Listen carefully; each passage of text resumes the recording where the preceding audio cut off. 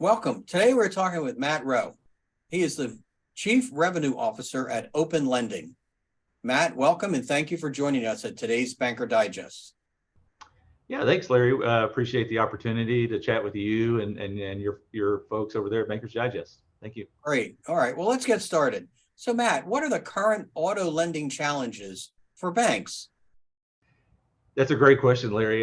Yeah, if you're following the auto lending landscape today, there's a ton of challenges out there. Obviously, over the last few years, we've had hyperinflated car values against a backdrop of rising interest rates. So I think banks today are really trying to figure out, how do they continue to operate in that auto lending space against these headwinds, and continue to make more auto loans, but do so in a way that is safe for the bank from a risk perspective.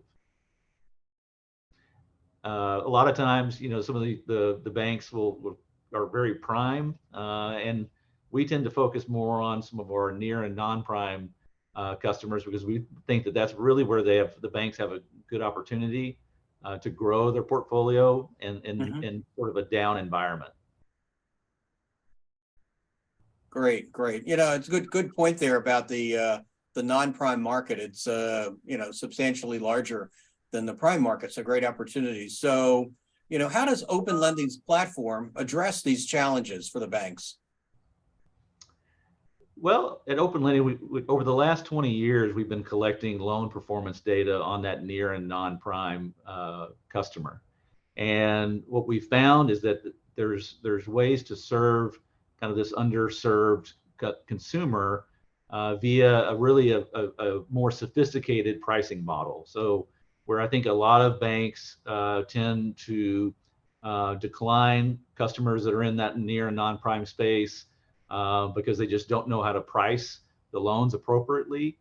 When you look at the loan performance data, whether it's by FICO score, loan LTV, or term, there's really a way to price these loans appropriately so that you can approve more of these customers in that segment, but do so in a way that doesn't negatively affect the yield or the spread that the bank is trying to achieve. And if you can find a way to do that, really what you're allowed to do as a bank, you're allowed to say yes to more of these customers. And what we found recently in a research report is that 83% of consumers would return to a bank if they viewed the loan experience as positive. And so, and that's really, really true for the near and non-prime customer. The prime customers are really the least loyal.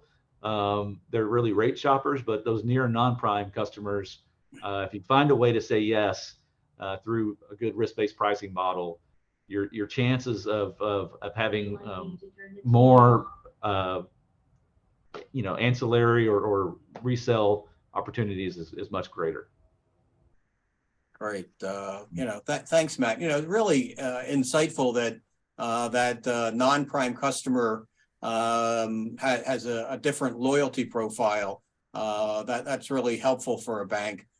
So what are the benefits, Matt, that banks would find using the Open Lending platform?